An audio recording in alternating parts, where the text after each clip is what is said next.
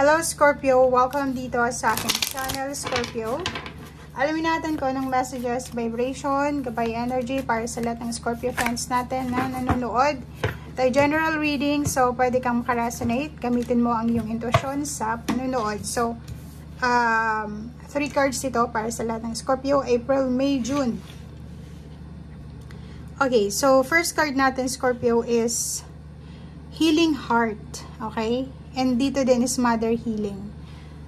Sinasabi ng Barasa dito na you are a powerful healer. Keep up the good work. So, meron ditong pwedeng daughter and mother healing din to. So, sa Pisces, father figure, father healing siya. Sa'yo, Scorpio is mother. So, pwedeng ikaw ay may mga issues sa yung nanay, sa yung mother figure.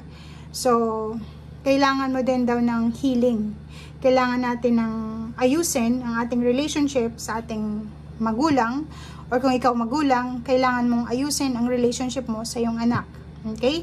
Kasi yung nangyayari sa relationship mo between you, ikaw, and yung parents mo, or kung ikaw ay parents, ikaw may anak ka, yung relationship mo is nakakahadlang siya. Siya yung hadlang para ma-manifest yung mga heart's desires nyo or manifestation nyo sa buhay. Sobrang nakakahinder siya. Nakakahinder siya. So, ibig sabihin, nakaka-control siya. Siya yung nagiging hadlang kung bakit yung mga blessings or good fortune, good luck sa buhay mo ay mabagal kasi may mga connection kayo na hindi maganda sa inyong anak or sa inyong parents or kung kanino pa man. Okay? Treasure chest. Napakaganda, Scorpio.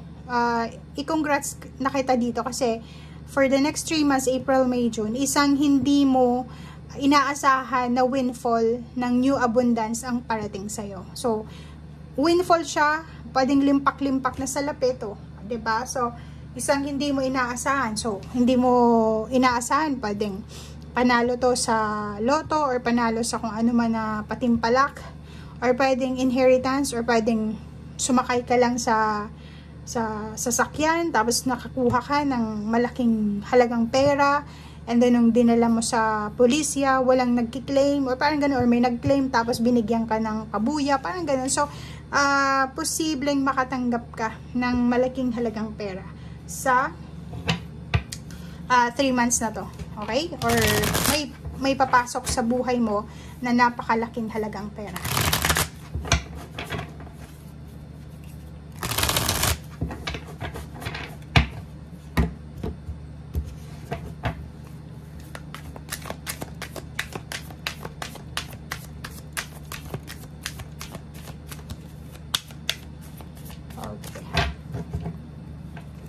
Okay, Scorpio, King of Summer.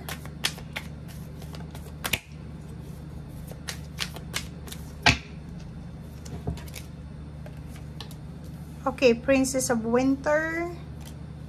And King of Autumn. And then 7 of Summer. Okay. So, kung makikita mo dito, Scorpio, sinasabi ng baraha mo dito na posibleng isang romantic na relationship ang papasok sa buhay mo. So, pwedeng may single ka man or in a relationship, may magpaparamdam sa'yo. Or pwedeng, kung hindi man ito relationship, may issue ka sa asawa mo, may issue ka sa girlfriend, boyfriend mo, or sa karelasyon mo, or sa parents mo. Isang tao ang pwedeng mag-o-offer sa'yo, isang mature na individual, na mag-o-offer sa'yo ng advice. Okay? Para ma-resolve mo yung issues na to sa iyong emosyon. And ito naman, information, pareho din to. Pwedeng makatanggap ka ng impormasyon na posibleng makakatulong to sa'yo. Okay? And kailangan mo daw na gawin yung mga decision making mo within 3 months na to according sa kung ano yung gusto mo. So, halimbawa, kung ano yung gusto mong gawin sa buhay mo, gawin mo siya. Okay? Kung talagang sigurado ka, gawin mo siya. Huwag kang magdalawang isip. And then, yun na nga, posibleng makatagpo ka sa next 3 months na to ng mga tao na pwedeng pareho yung mindset mo or pwedeng makatulong sa'yo sa kung ano man tong gusto mong mangyari sa buhay mo. Okay? Next is 7 of Summer. Ayun, ang Seven of Summers connected dito sa King of Autumn na to, sinasabi sa'yo na may power ka para gumawa ng decision making. Alisin mo yung mga confusion, alisin mo yung overanalyzing, alisin mo yung sobra-sobrang pag-iisip, and be assertive. Kung talagang sigurado ka na, gawin mo na siya. Okay? Okay, and next card is Five of Autumn. So, yun, if may halimbawa, may kailangan ka, or may mga taong nangangailangan ng tulong, reach out talaga. Reach out. Kung may gustong tumulong sa'yo, tanggapin mo. If ikaw naman ang kailangan ng tulong, humingi ka ng tulong. Okay? Kaso lang, sinasabi ng baraha sa'yo dito na if gusto mong lumipat ng trabaho, hindi ito yung tamang oras para sa paglilipat. Okay? The Sun card is may mga plano ka na posibleng mag-work siya perfectly.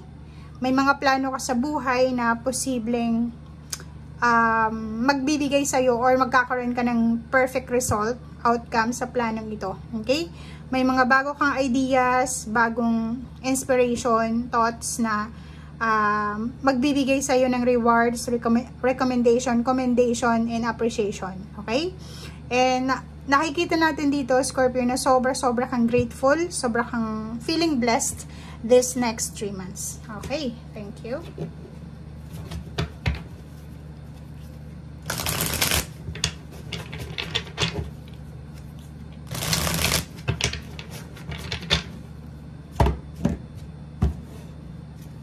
Okay, King of Swords, kailangan mo ng focus, kailangan mong straightforward na, yun na nga dito, no more procrastination ngayon. Kung ano yung gusto mong gawin, gawin mo na.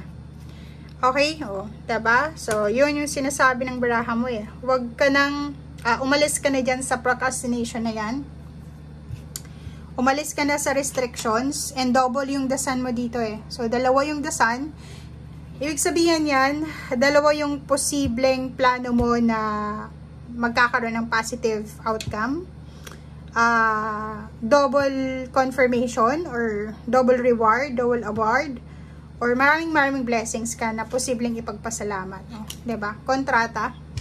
Scorpio, documents, contract signing, fair, treatment, yun.